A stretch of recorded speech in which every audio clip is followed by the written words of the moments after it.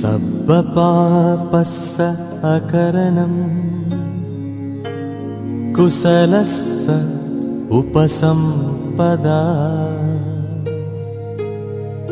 सचित्त पर्योदपनम् एतं बुद्धानं शासनम्।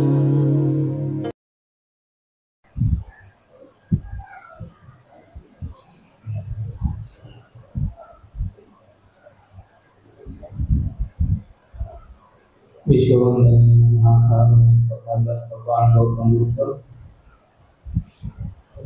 तथागत भगवान गौतम बुद्धांचा धम्म तथागत भगवान गौतम बुद्ध संस्कार संघ यांना वंदन। विश्वरत्न परम पूज्य बोधिसत्व डॉक्टर आंबेडकर यांना अभिवादन। उपस्थित सर्व उपासक उपासिका बाल बालिका सर्वांना मंगलकामना। सर्वांच्या प्रति मंगल मिळते।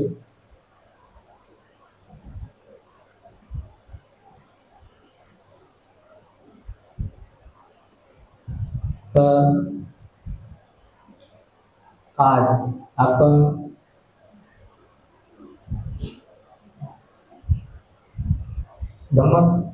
धम्मचर्चा धम्मदेशना करत असताना नुसतं ऐकणे किंवा समजणे आवश्यक आहे, पण समजून त्यावर चिंतन मनन करणे आणि चिंतन मनन करून एखादी कुशल गोष्ट धारण करणे, आत्मसात करणे। कारण आपण या जगात वावरत असताना पाहत असतो की अनेक प्रकारचे मतांतरांचे लोक आहेत, अनेक धर्मांचे लोक आहेत आणि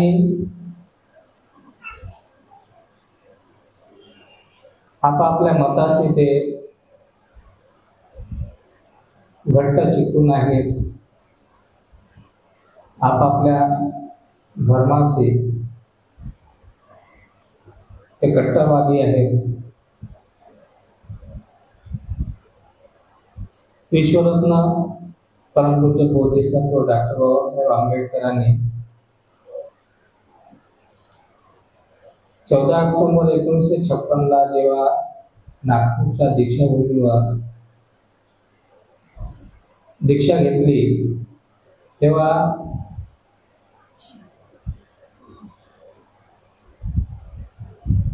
दीक्षाविधीच्या नंतर बाबासाहेबांनी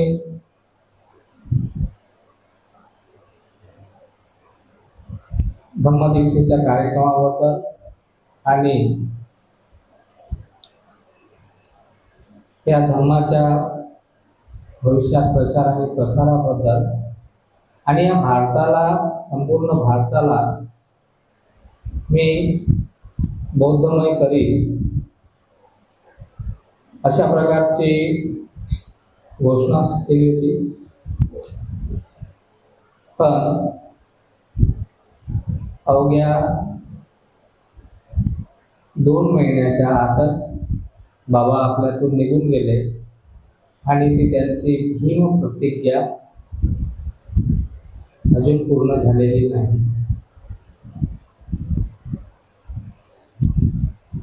तर आपण बाबासाहेबांनी जो बुद्ध धम्म दिला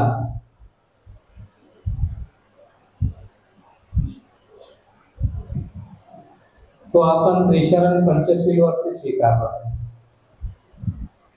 पण बाबासाहेबांचं जे स्वप्न होतं ते संपूर्ण भारतच बौद्धमय करेल, हा संपूर्ण भारत बौद्धमय झाला पाहिजे। पण आता जी परिस्थिती पाहतो आहे की सर्व लोक आपापल्या धर्माशी चिकटून आहेत, आपल्या मान्यतांशी आपापल्या मताशी चिकटून आहेत आणि घट्ट चिकटून आहेत. आणि त्यामुळे आपण एक गोष्ट लक्षात येते की हा जो दीक्षित बौद्ध धर्मामध्ये जो बाबासाहेबांचे जे अनुयायी दीक्षित झाले ते अजूनही इतर लोकांच्या सणामध्ये, मग तो ख्रिश्चनांचा असो, मुस्लिमांचा असो की हिंदूचा असो, त्यामध्ये सहभागी होताना आपण पाहतो आहे. आणि मग त्याच्यावरती आपण आपल्या समाजाच्या लोकांवरती टीका टिप्पणी करतो. बाबासाहेबांनी चांगला धर्म देऊन गेले, त्याच्या धर्मात गेले, त्यांच्या सणात हजर झाले वगैरे, ठीक आहे. तर अशा प्रकारची टीका टिप्पणी न करता बाबासाहेबांनी जो बंधुभाव शिकवला त्या बंधुभावाकडे बघत असताना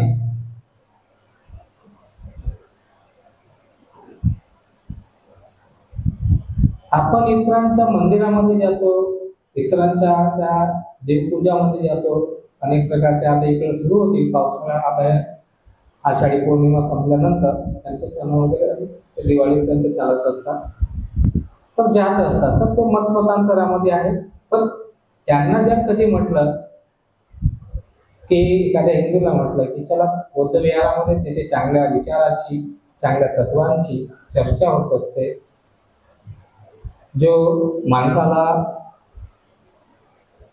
तिथे गेल्यावर एक शांती प्रदान करते, एक सुख प्रदान करते, एक चांगला तत्व आणि विचार देत असते, कोणी येणार नाही, येतही नाही. आणि कदाचित एखादा आला तर आपण त्याला किती सन्मान देतो, अरे आमच्या धर्मामध्ये आला, आमच्या विहार आहे ना, अशा प्रकार आपल्या मनामध्ये येते. तर अनेक धर्माचे लोक आहेत, ख्रिश्चन पाहतो आपण विहारात येत नाही, पण आपले लोक अनेक वेळा काही ना काही कारणास्तव विचारे त्यांनी त्यांना कन्व्हिन्स करतात, चला आमच्या चर्चमध्ये जातात, प्रेरही करतात. केलं, ठीक आहे, चांगली गोष्ट आहे. कुणाच्या सुखामध्ये आपल्या उपस्थितीने कोणाला सुख प्राप्त होत असेल, चांगली गोष्ट आहे. प्रत्येक धर्माचे काही नियम आहेत, तत्व आहेत. आपल्या धर्मामध्ये तत्व आहे, नियम आहे. तर केव्हा कोणती गोष्ट आणि कशी स्वीकारली पाहिजे, आणि धर्म म्हणजे काय, कशाला धर्म म्हणतात,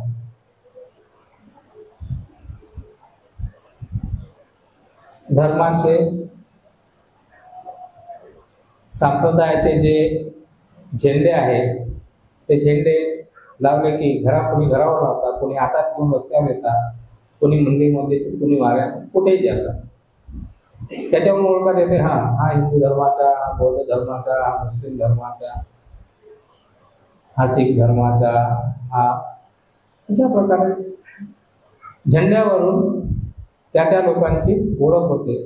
आणि हेच धर्म कधी एक दुसऱ्याच्या प्रती, माझा धर्म मोठा, माझा धर्म मोठा म्हणून कधी वाद उत्पन्न होते, आणि त्या वादातून हिंसाचार सुद्धा होत असतो. अशा घटना आपण अनेकदा पाहिलेल्या आहेत, ऐकलेल्या आहेत, आणि भविष्यातही अशा घटना होत असतात. कशामुळं? धर्म न जाणल्यामुळे. धर्म काय आहे, धर्माची परिभाषा काय आहे, तत्व कशाला म्हणतात, नियम कशाला म्हणतात, काही माहित नाही. धर्म कशासाठी आहे? धर्म व्यक्तीचे आहे की नाही? धर्म व्यक्तीचे आहे. धर्म माणसासाठी आहे, माणूस धर्मासाठी नाही. पण कोणता धर्म? माणसाचा जो स्वभाव असते, जो गुण असते, त्या गुणामध्ये दोन प्रकारचे गुण असतात. कुशलही असू शकते, अकुशलही असू शकते. मग कुणाच्या कुशल धर्म असू शकते, त्याच्या गुणावरून, स्वभावावरून. कुणाच्या अकुशल होऊ शकते, गुणावरून, स्वभावावरून. आणि या गोष्टीला धर्म म्हणतात. पण आपण वेगळ्या धर्माला, वेगळ्या तत्वाला घट्ट धरून बसतो. माझ्या, तुझ्या, माझ्या श्रेष्ठ आहे, तुझ्या निकृष्ट आहे, माझ्या धर्मात हे सांगितलेलं आहे, तुझ्या धर्मात हे असं नाही सांगितलेलं आहे. तर अशा प्रकारचे या वादात न पडता त्या धर्माला चांगल्या प्रकारे जाणून समजून त्याला स्वीकारणे आणि जिथे आपली अविद्या आहे ती अविद्या नष्ट होऊन त्या धम्मातलं त्या धर्मातलं जे काही तत्व काय आहे, विशेष तत्व काय आहे आणि ते सत्यापर्यंत न्यायापर्यंत निसर्गाच्या नियमाप्रमाणे आहे की नाही आहे. जर निसर्गाच्या नियमाप्रमाणे असेल आणि त्यामध्ये माणसाला सत्य शोधण्याचं स्वातंत्र्यता असेल असा धर्म पाहिजे. तर भगवंताच्या काळातली एक घटना आहे, वैशालीची घटना आहे. भगवंत एकदा वैशालीला कुटागार शाळेमध्ये त्या वनखंडामध्ये निवासाला असताना तिथले जे निवासी होते, जी प्रजा होती, त्यांना लिच्छवी म्हणायचे. तर ते भगवंताच्या प्रवचनाकरिता दर्शनाकरिता जायचे. त्यावेळेस त्या वैशालीमध्ये निघंटनाथाचे सुद्धा अनेक अनुयायी होते. निघंटनाथ कोणाला म्हणतात? हे जे जैनी साधू आहेत ना त्यांना, जे म्हणजे वस्त्र घालत नाही, नग्नच असतात आणि त्यांचे नियम खूप कठोर आहेत. तर असो, तर तिथे निघंटांचे अनेक अनुयायी होते. तर त्या कुटागार शाळामध्ये भगवंताचे प्रवचन ऐकायला लिच्छवी द्यायचे आणि कधी कधी त्यांच्या जे संतागार होतं, सभागृह होतं, तिथे येऊन प्रजेच्या विषयी किंवा राज्याच्या विषयी किंवा कोणतेही कार्य करायचे असेल तर तिथले लिच्छवी, प्रतिष्ठित लिच्छवी येऊन एकत्र येऊन त्याच्यावरती ते विचार विनिमय करत असायचे, चर्चा करत असायचे. त्या संतागारामध्ये वैशालीच्या जो सेनापती होता, राजाचा जो सेनापती, तो सुद्धा तिथे गेला असता. चर्चा संपल्यावर मग नंतर फक्त बुद्ध धम्म आणि संघाची स्तुती ऐकायची.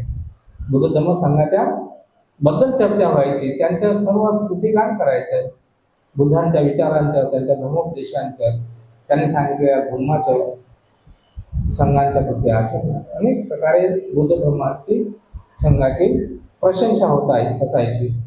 ते या जगात बुद्ध आहेत, त्यांना ते अशा प्रकारे धर्मस्वाख्यात करतात, प्रकाशित करतात, लोकांना मार्गदर्शन करतात. ते लोकांचे पथदर्शक आहेत, भटकलेल्या लोकांना ते सन्मार्गावर आणत आहेत, अशा प्रकारची चर्चा व्हायची. तर त्यावेळेस सिंह नावाचा सेनापती सुद्धा तिथे होता. त्याला वाटलं आपणही बुद्धाच्या दर्शनाला जावं, पण तो निघंटनाथांच्या कट्टर असा अनुयायी असल्यामुळे त्याला वाटलं आपण आपल्या जे स्वामी वगैरे म्हणतो आपण, त्यांची अनुमती घेतली पाहिजे. म्हणून तो निघंटनाथांकडे जातो आणि त्यांना म्हणतो की इथे बुद्ध आलेले आहेत. अशा प्रकारचा त्यांच्या कीर्ती शब्द ऐकलेला आहे आणि त्यांच्या दर्शनात जाऊ इच्छितो. तेव्हा ते निघंट त्यांना काय म्हणाले, त्यांनी अनुमती दिली नाही की नाही जाऊ नकोस असं म्हटल्यावर निघंटनाथांची अनुमती न मिळाल्यामुळे सिंह काही त्यावेळेस गेला नाही. पुन्हा दुसऱ्यांदा काही दिवसांनी, आठवड्याने पुन्हा तिथे साप्ताहिक अशी सभा राहायची. पुन्हा गेला त्या सभेमध्ये, म्हणजे जे त्यांचे संतागार होते लिच्छवी लोकांनी, तिथे गेला तिथे अशाच प्रकारचे ते लोक जमले असतात, विचार विनिमय करत असतात. विचार विनिमय करून झाल्यावर पुन्हा ते लोक बुद्ध धम्म आणि संघाची बुद्धाने त्या दिवशी असं सांगितलं, त्या दिवशी त्या व्यक्तीचं असं संबंध झाला. आतापर्यंत तो व्यक्ती वाम मार्गाने जात होता, आता तो सरळ मार्गाने आलेला आहे. हा, त्याचे आचरण बदलले. अशा अनेक प्रकारे बुद्धाच्या गुणांच्या आणि त्यांनी सांगितलेल्या धर्माच्या आणि त्या धर्म ऐकून ऐकलेल्या लोकांमध्ये जे परिवर्तन होत होतं त्याबद्दल तो सेनापती ऐकत होता. तेव्हा पण त्याची इच्छा झाली, दुसऱ्यांदा तो त्या निघंटनाथाकडे गेला आणि त्यांना दुसऱ्यांदा त्या सिंहाने अनुमती मागितली की मी असा असा कीर्तिसाहेब शब्द ऐकत आहोत, असं असं त्याची प्रशंसा ऐकत आहोत. ते बुद्ध आहेत आणि बुद्ध हे सर्वज्ञ असतात असं असं ऐकतो आहे, तर त्यांच्या दर्शनाची उत्कृष्ट इच्छा होत आहे, तर मला आपण अनुमती द्यावी, आम्ही तिथे जातो. तर त्यांनी म्हटलं सिंह तू त्याच्याकडे जाऊ नकोस. हा गौतम आहे तो अक्रियावादी आहे आणि आपण क्रियावादी आहोत. तो अक्रियावादावर बोलत असतो. अक्रिया म्हणजे असं असं कार्य करू नका अशाबद्दल लोकांना तो सांगत असतो. अक्रियावादी आहे, त्याच्यामध्ये कसल्याच प्रकारची क्रिया नाही आणि म्हणून अशा प्रकारे त्यांनी दुसऱ्यांदाही त्यांना अनुमती दिली नाही. पण तिसऱ्यांदा पुन्हा संस्थागारामध्ये आठवड्याने अशाच प्रकारची मीटिंग होती त्यांची विंची. तो गेला. पुन्हा मीटिंग संपल्यावर पुन्हा बुद्ध धम्म आणि संघाची स्तुती गाणं ऐकत आहे, त्यांची प्रशंसा ऐकत आहे, त्यांची कीर्ती ऐकत आहे, बुद्धाचे वर्णन ऐकत आहे, त्याच्या वाणीच्या बद्दल ऐकत आहे की त्याची वाणी अशी सुमधुर आहे, त्याची काया एवढी सुंदर आहे, त्याच्या शरीरातून असा रश्मी निघतात, सारे लोक त्याला मंत्रमुग्ध होऊन ऐकतात. खूपच छान त्यांचा असा हा सदधम्म आहे. त्यावेळेस तिसऱ्यांदा मात्र हा सिंह सेनापती निघंटनाथाकडे जात नाही, त्यांची अनुमती मागत नाही आणि स्वतःची हा विचार करते की मी निश्चितच आता बुद्धाच्या दर्शनाकरिता जाईल. आणि त्याने दुसऱ्याच दिवशी आपल्या परिवारातील आपले नातेबांधव आणि सोबती वगैरे असे 500 लोक घेऊन हा सिंह सेनापती भगवंताच्या दर्शनाला गेला. भगवंताच्या दर्शनाला गेले असता भगवंताचे प्रवचन सुरू होतं, धम्मदेशना सुरू होती. हा ऐकत होता.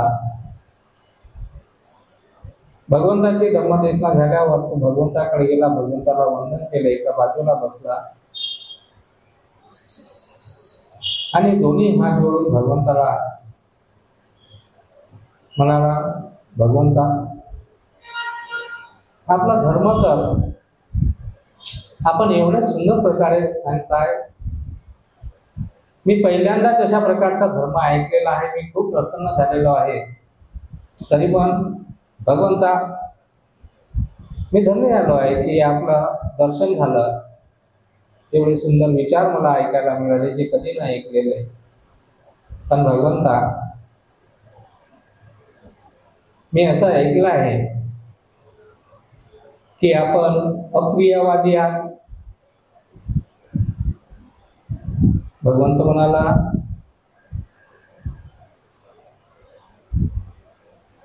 तू ऐकला आहे, एका प्रती खरंही असेल, खरंही आहे, सत्य आहे, एका प्रती सत्य आहे, तू जे ऐकलं आहेस. लोक निंदा करतात तुमची की तुम्ही अक्रियावादी आहे म्हणून.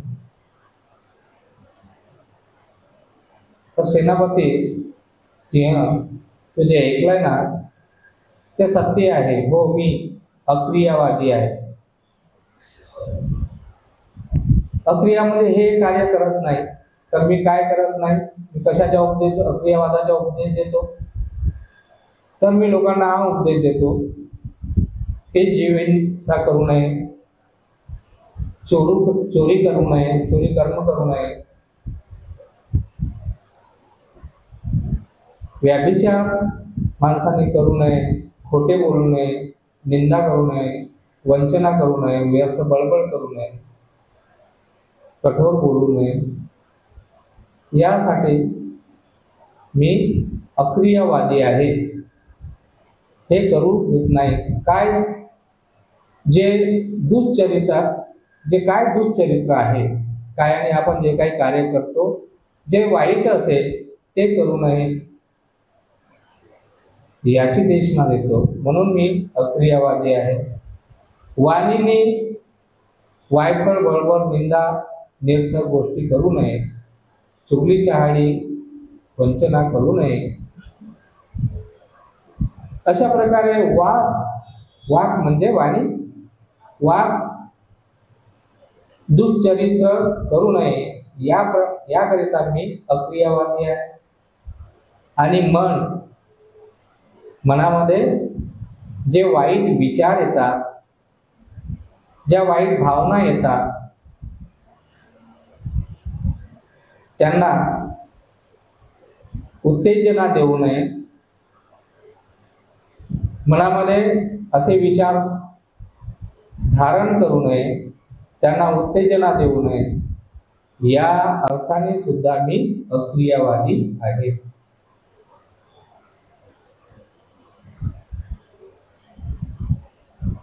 म्हटलं भगवंता वा छान, एवढं सुंदर आपण मला उत्तर दिलं, मी समाधानी झालो आहे. या प्रकारे तुम्ही मला समजून सांगितलं. खूप छान भगवंता, खूप छान. आणि हो सिंह,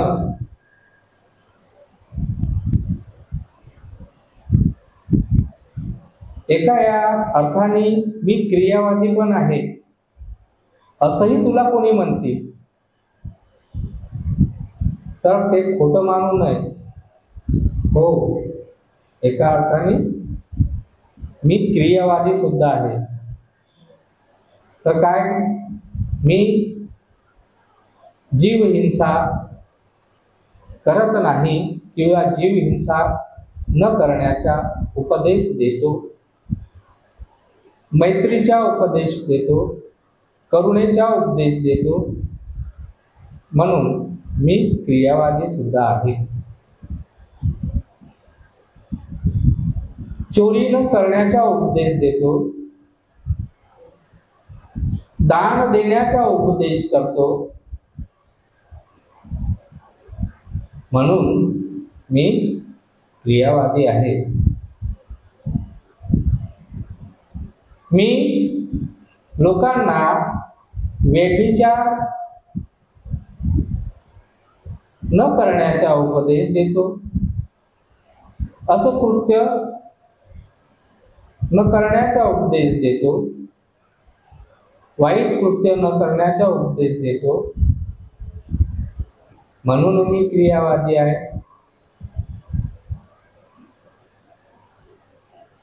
मी सत्य बोलण्याचा उपदेश देतो, धर्माची वाणी बोलण्याचा उपदेश देतो, सार्थक चर्चा करण्याचा उपदेश देतो, मधुर बोलण्याचा उपदेश देतो. या अर्थाने सुद्धा मी क्रियावादी आहे.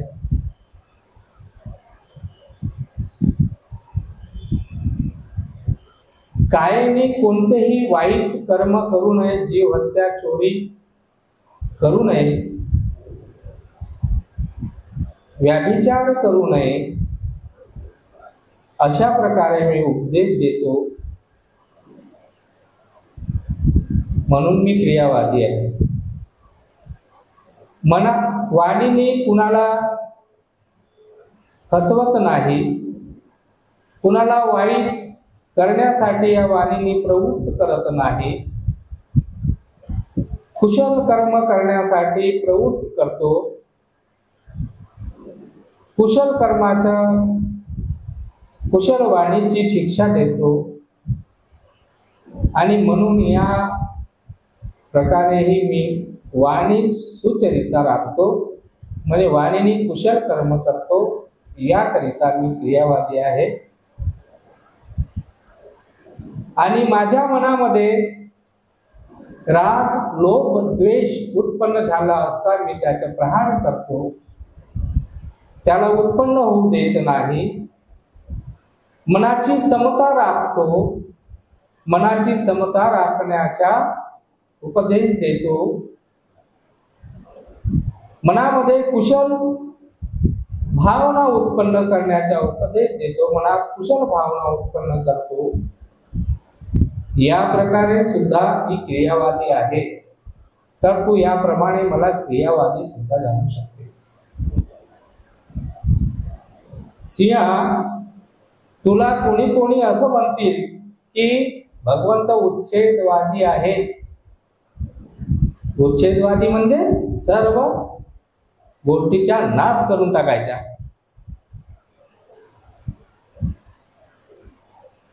भगवंतावर अनेक प्रकारे दोषारोपण व्हायचे की हा गृहस्थांना भिक्षू बनवतो, घर संसाराचा नाश करतो,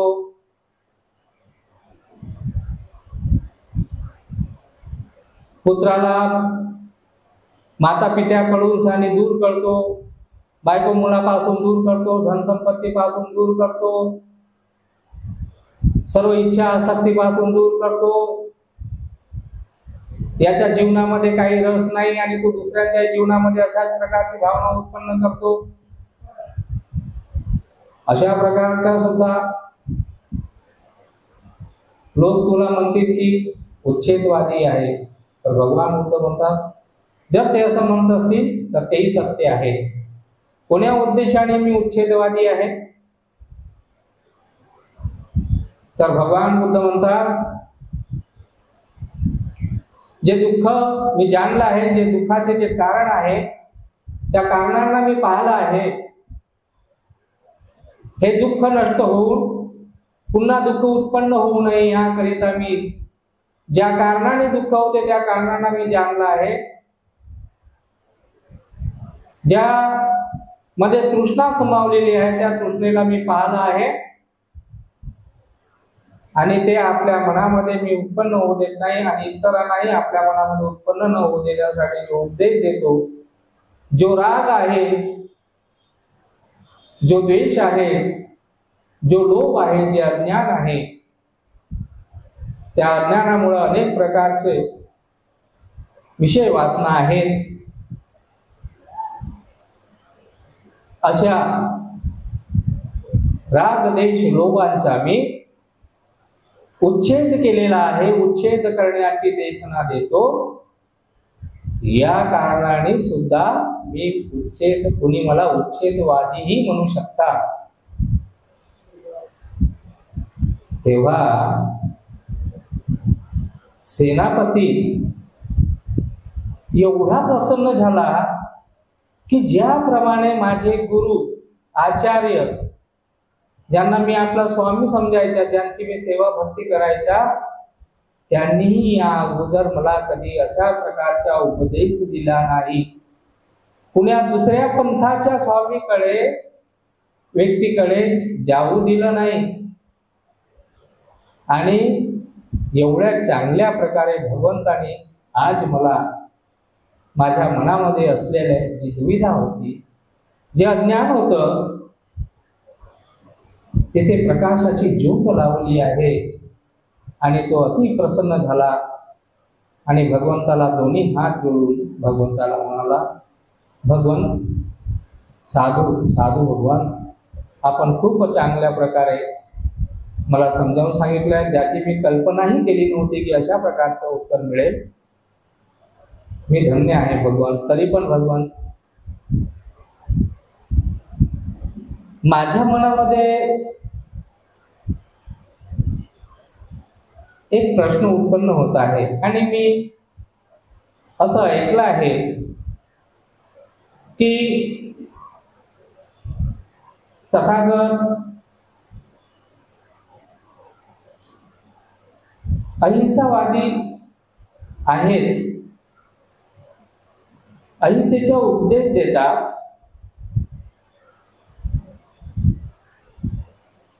आणि अहिंसेचा उपदेश देत असताना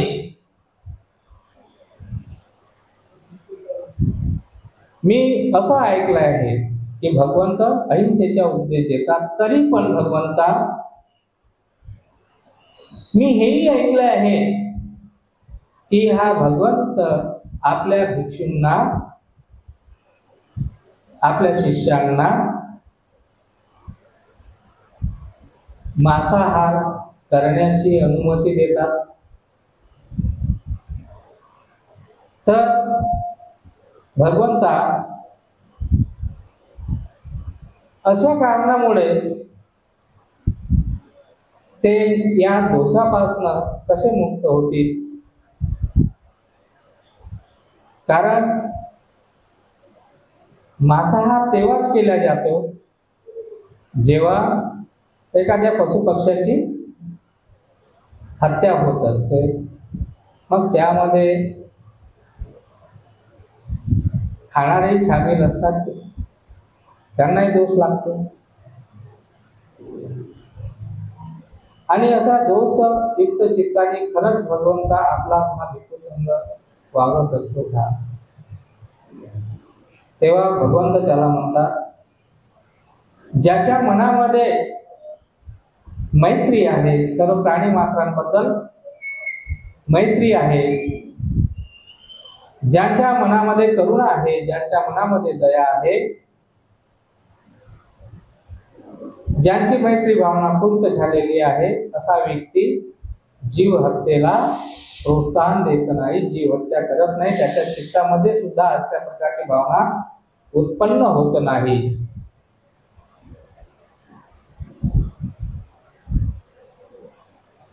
पण भिक्षू भोजनाला गेले असता, चारिकाला गेले असता, जर कोणी त्यांना मांसाचं भोजन दिलं तर त्यांनी ते भोजन असं कधी ऐकलेलं नाही की ही जीव हत्या माझ्यासाठी केलेली आहे, किंवा त्यांनी कुणाला जीव हत्या करण्यासाठी आदेश दिलेला नाही, किंवा ज्याच्या मनामध्ये जीव हत्येची चेतना सुद्धा नाही, जे ऐकलेलं नाही, जे जीव हत्या होताना पाहिलेलं नाही, ज्याच्या मनामध्ये जीव हत्या करण्याची लोभाची चेतना नाही, आणि अशा प्रकारचं जर भोजन त्यांना मिळालं तर त्या भोजनाला मुरदाड मांस म्हणून, किंवा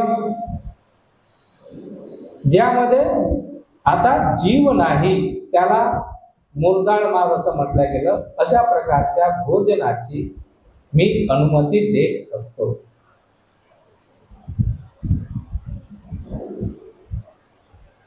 ज्या प्रकारे जैनामध्ये जीव हिंसा, अजिबात जीव हिंसा न करण्याची शिकवण आहे,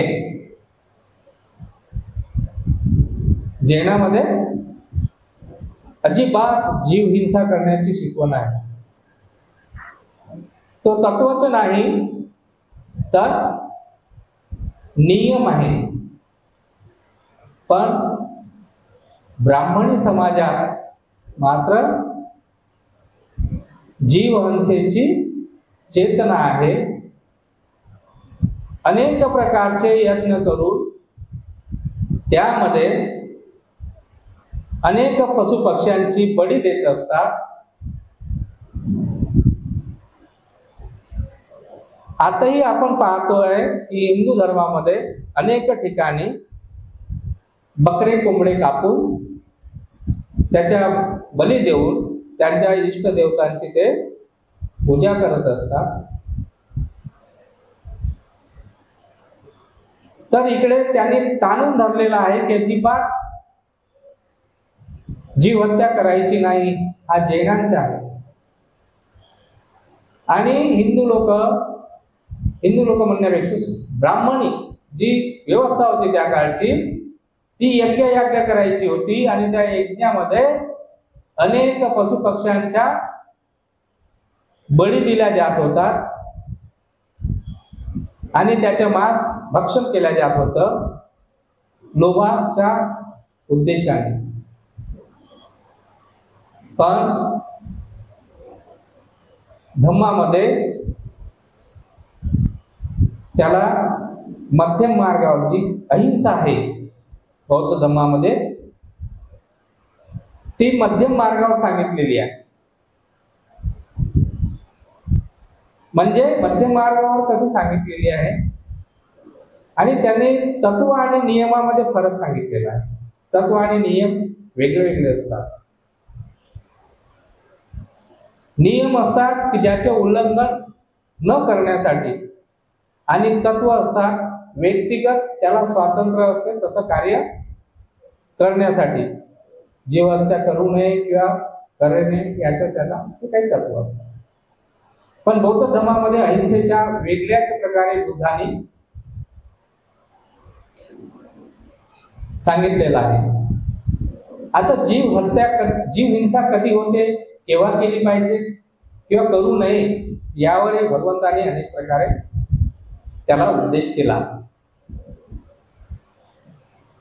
एखाद्या राज्यामध्ये युद्धाची जेव्हा घोषणा होते तर युद्धामध्ये एक व्यक्ती दुसऱ्या व्यक्तीच्या आमना सामना जेव्हा होते त्यावेळेस देशाची रक्षा होण्याकरिता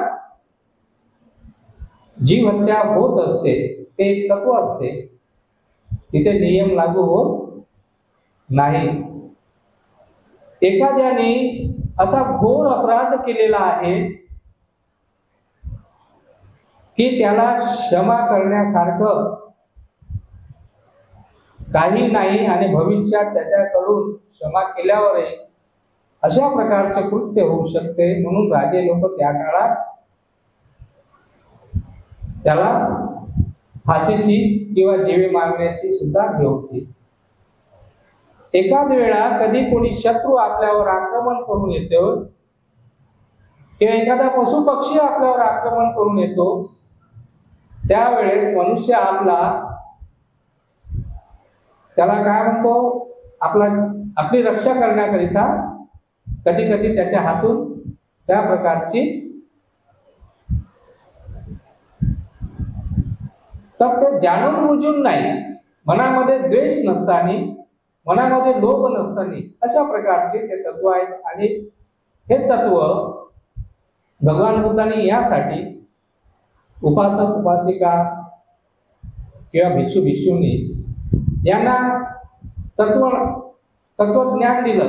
पण तत्वज्ञान ते व्यक्तिगत होतं. व्यक्तिगत तत्वज्ञान आहे, वेगळ्या वेगळ्या प्रकारचं आहे. ते जीवहिंसेचा प्रश्न उद्भवत नाही.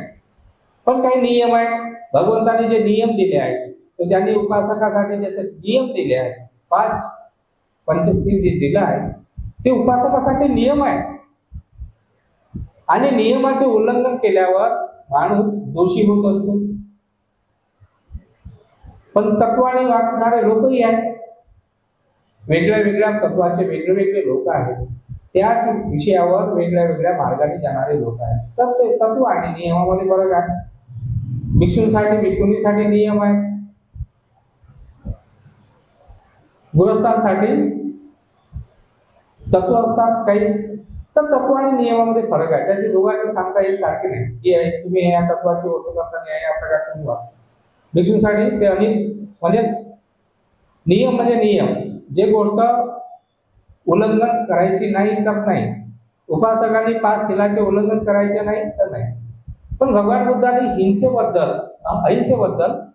मध्यम मार्ग सांगितलेला आहे. जेव्हा जीव हत्या करण्याची गरज असेल, चित्तामध्ये द्वेष नसेल, लोभ नसेल, अशा प्रकारे कधी कधी जीव हिंसा म्हणजे अहिंसा याला मध्यम मार्ग दिलेला आहे. करणे किंवा करू नये यापेक्षा भगवान बुद्धाने या अहिंसेच्या ऐवजी भगवान बुद्धांची अहिंसा आहे तसं पाहिलं तर कुणाच्या जैनांचं तत्व आहे. आणि जीव हत्या ही ब्राह्मणी धर्माचे तत्व आहे. पण बुद्ध धर्मामध्ये जीव हिंसा हिंसेच्या ऐवजी अहिंसेच्या ऐवजी म्हणजे तिकडे कानून धरला आणि इकडे सैल सोडलाय. भगवान बुद्धाने हिंसा आणि अहिंसेच्या ऐवजी भगवान बुद्धाने जो शब्द वापरलेला आहे तो शब्द आहे अवेर. काय? अवेर म्हणजे वेर नसणे. अवेर हा शब्द वापरलेला आहे. मैत्री, अवेरचा दुसरा असा अर्थ होतो मैत्री. त्या मैत्रीमध्ये करुणा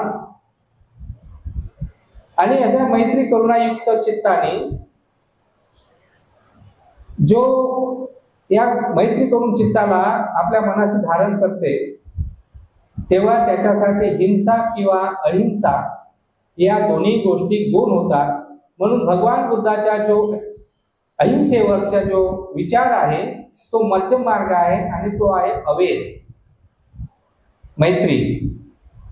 म्हणूनच भगवान बुद्धाने या प्रकारची भावना उत्पन्न होऊ नये, लोभ उत्पन्न होऊ नये, वेर उत्पन्न होऊ नये, द्वेष उत्पन्न होऊ नये, क्रोध उत्पन्न होऊ नये, त्यामधून हत्या होऊ नये, याकरता भगवान बुद्धांनी काय सांगितलं आहे? नाही वेराड वेर संबंधती, नाही वेरेण वेर संबंधती, अवेरेण च संबंधती, उदाचनन एस धम्मो सनातनो.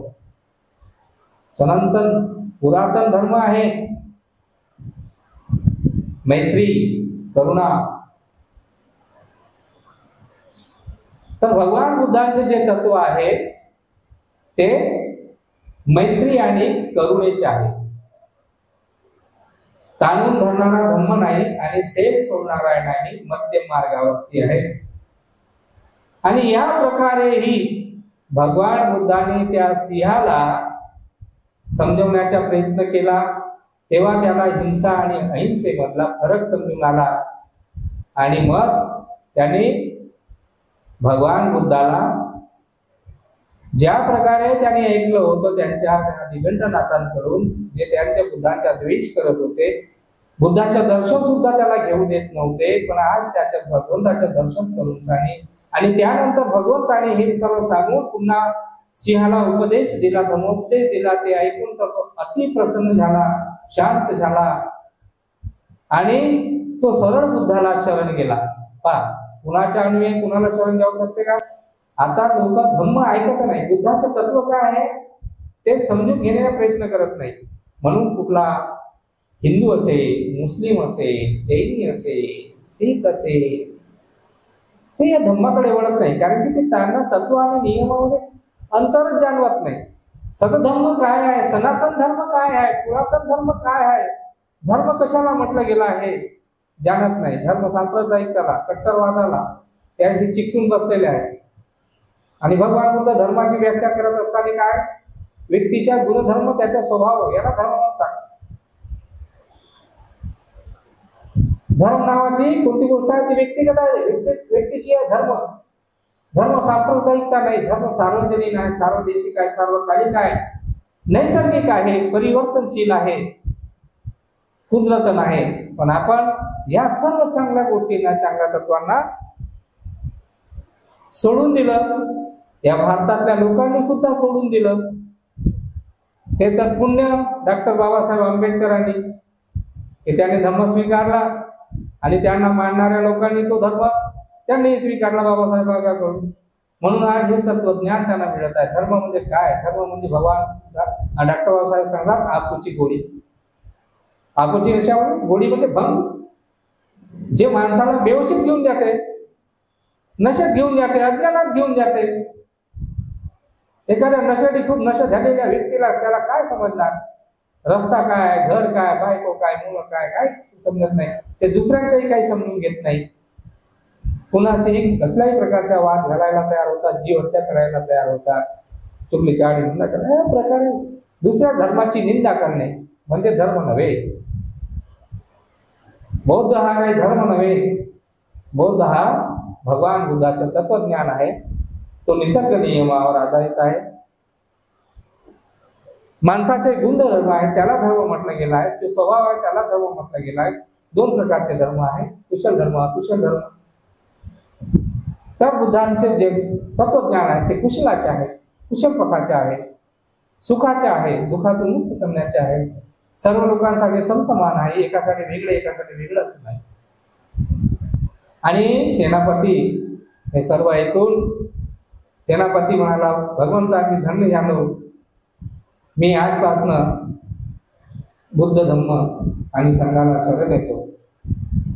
तेव्हा भगवंत त्याला म्हणाले, सेनापती अशा प्रकारे उत्तेजित होऊन संभ्रमात पडून असा म्हणू नको, चांगल्या प्रकारे विचार कर, वेळ घे आणि नंतर ये, नंतर शरण ये. हे असं ऐकल्यावर तर सेनापती अधिकच खुश झाला आणि त्याने म्हटलं, भगवंता मी दुसऱ्यांदा तुम्हाला शरण येतो. की जर समजा मी कुणाकडे शरण गेलो असतो तर त्याने म्हटलं असतं की हीच उत्तम शरण आहे, की इथेच ये, आमचा धर्म स्वीकार, आमचा तत्व विचार स्वीकार, इतरांचे तत्व बरोबर नाही, चांगले नाही, ते माणसाच्या हितासुखाचे नाही, पण तुम्ही तर मला स्वतंत्रता देताय, वेळ देताय आणि सांगताय की अशा संभ्रमात येऊ नको, पडू नको, चांगल्या प्रकारे विचार कर, म्हणजे विचाराची स्वतंत्रता देताय, आपण अवकाश देतात, वेळ देतात. भगवंता असा कोणत्याही धर्माच्या धर्म संस्थापक असं करू शकत नाही. म्हणून भगवंता मी तर अधिक प्रसन्न झालो आहे, मी पुन्हा दुसऱ्यांदा भगवंताला शरण येतो. भगवंता मला आपला उपासक म्हणून स्वीकार करा. तेव्हा आधी भगवंत काय म्हणतात बघा, सिंह अनेक वर्षांपासून जे निघंट आहेत, जे तुझे धर्मगुरु होते, तुझे शुभचिंतक होते,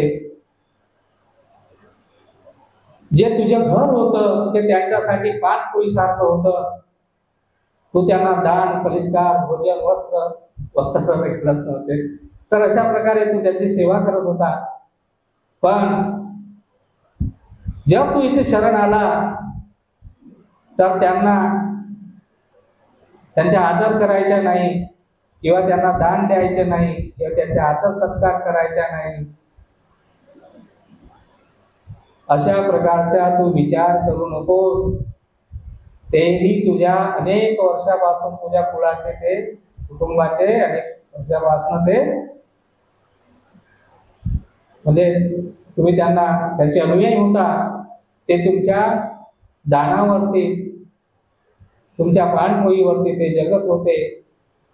म्हणून ते कधी पुन्हा येतील तेव्हा तू त्यांना असं खाली हाताने पाठवू नकोस.